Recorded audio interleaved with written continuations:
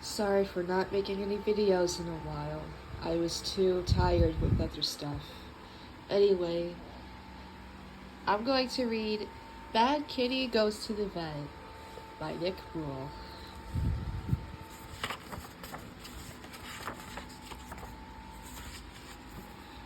Chapter 1. Poor Sick Kitty. This is what Kitty looks like when she's a happy, healthy pussycat. She has lots of energy. She has a good appetite. She has a really, really good appetite. And she keeps herself nice and clean. But that's not how Kitty looks today. She looks terrible. She looks tired. She looks unhappy. She does not look healthy at all. And worst of all, Kitty is just not eating her food. Kitty, I don't understand why you're not eating. I've watched grown men cry trying to beat you at a hot dog eating contest. I once saw you swallow an entire liver and pineapple pizza in one gulp. I've seen you consume an entire meatloaf the size of a car in just 5 minutes. It was horrifying. This is the warning poster that hangs over the meat counter of every grocery store in the country. Warning, Kitty. This hungry feline has been known to distract innocent butchers with soulful eyes and a sequence of sad meows until she suddenly devours all stock in a matter of minutes. Do not attempt to engage. Feline is heavily armed with claws, sharp teeth, and projectile hairballs. Call police, animal control, and Air Force if nasty. Violent feline is sighted. You better watch out. But today you're not even touching your breakfast. Please, Kitty, eat something. You're starting to get us worried. Try to sit up, Kitty. Let's check you out. Maybe you have a hairball cut in your throat. Nothing? I think I should feel your belly just to see if you have any lumps. Hold still, Kitty. I promise this will not hurt one bit. Sorry about that, Kitty. I honestly had no idea you were so ticklish. I think that maybe it's time to take your temperature, Kitty. Sorry, Kitty. It's not that kind of thermometer. That is not helpful, Kitty. Look, Kitty, you've obviously not feeling well, and we have no idea what's wrong. But we know that something is wrong. It could be serious. It could be nothing, but if you're not going to let me take your temperature, then someone else will have to. I guess we're just going to have to take you to the vet. Great. Well, I guess she has a little energy left in her after all. It's time for Uncle Mary's Fun Facts. How can you tell if a cat is sick? They're all pretty sick in the head if you ask me. Ha ha! Trying to figure out if a cat is sick is no laughing matter. Sorry. Cats can get sick in the same way that people can get sick with everything from the common cold to heart disease.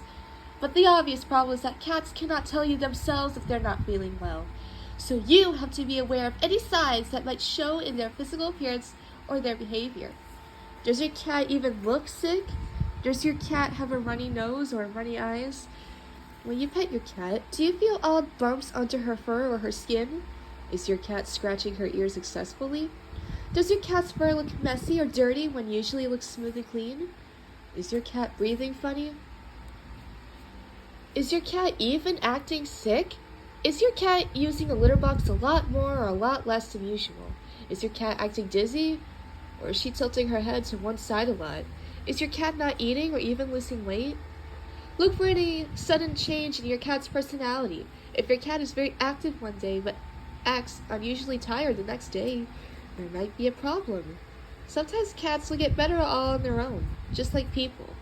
But sometimes the problem can be quite serious. If you even think your cat might be sick, the safest thing to do is bring her to an expert who can figure out what is wrong and what to do. And that expert is a veterinarian. Don't take chances with someone else's health. That's my motto. Chapter 2. How to take Kitty to the vet. The following is a list of the top 10 things cats hate the most. Spiders, empty bowls, closed doors, you, doorbells, nail clippers, other cats, dogs, veterinarians, and bats. Please note that veterinarians are number 2 on this list and that war, homework, and parking tickets do not appear on this list at all. This means that when it's time for your cat to go to the vet, your cat would really not want to go to the vet. This is what happens the last 3 times we brought Kitty to the vet. Please follow these 5 very important steps when taking a cat to the vet so you can both come out of this alive. Well, mostly so you can come out of this alive. Step 1. Gather your equipment. This is what you will need to bring your cat to the vet. A carrier. Well, that's it. That's all you need. Now, the following is what you will need to get your cat into the carrier. Treats. Gloves made out of the same stuff they use to make bulletproof vests. Padding and duct tape. Lots of it. Welding mask. Cash. Bait. A time machine so you can escape into the distant past and reset when this is all over. Step 2. Place the cat into the carrier. Now this is the tricky part. Place both hands firmly on either side of your cat, just below her shoulders. Hook your thumbs under her front legs and gently lead her into the carrier, where, eek! If you have not lost too much blood, you may try talking to your cat with a soft, gentle, supportive tone of voice. Hi, kitty. Aren't you a pretty little kitty? Yes, you are. Yes, you are. Won't you be a good little pretty kitty and go into the carrier? You are not well, my precious darling, and we need to take you to the nice doctor so you can feel better. Let me lead you to the carrier, my sweet. Ah! If the subtle method should fail, and it will, try using a strong, harsh tone of voice to let your cat know that you are the one in charge and that you should be taken seriously. Hey, you! Yeah, you! Do you know who I am? I'm the boss around here. That's who. And that means I'm in charge. I make the rules. So if I say jump, you ask me how high. And if I say crawl on your belly, you ask me for how long. And if I say get in that carrier, you... Oh, mercy, not again! If it appears that communication hasn't completely broken down, you may want to try a different approach. Try robbery. Look, kitty, I have a whole bag of delicious dried octopus snacks for you. It's yours if you'll just go into the carrier. Do you smell that? Fresh catnip. You can have all you want if you'll just get into that carrier. Oh, come on, please. I'll give you $20. Make it $100. $200. Okay, $500, but that's my final offer. If all else fails, you can always use the bait. Hi, puppy. Puppy, would you mind stepping into the carrier over there? Thank you. That was easy. Hi, kitty. Did I tell you that I happened to see Puppy eating all of your toys this morning? It's true. I watched him do it. He put all of your toys one by one into his mouth and then he ate them. All of them. He especially ate all of your favorite toys. He says they were delicious. So in conclusion, kitty, all of your toys are now inside of Puppy. And Puppy, he is inside of the carrier. It worked! Puppy, get out of there fast! I'm sorry, Puppy, I owe you. Quick, shut the door! Step 3. Transportation. Use fireplace tongs, a hockey stick, a long crowbar, or any kind of long, sturdy pole to transport carrier with cat inside to vet. A police escort is optional, but highly recommended. Step 4. Logic. Ask yourself why you own a cat in the first place. The following is a list of animals that will not try to murder you when you bring them to the vet. Dog, buffalo, goldfish, hamster, tarantula, Komodo dragon, giant squid, guinea pig, vampire bat, pretty much every other animal in the world. Step 5. Repeat. Repeat step 4 as often as necessary until you come to your senses and buy a gerbil. It's time for Uncle Murray's Fun Facts. What is a veterinarian?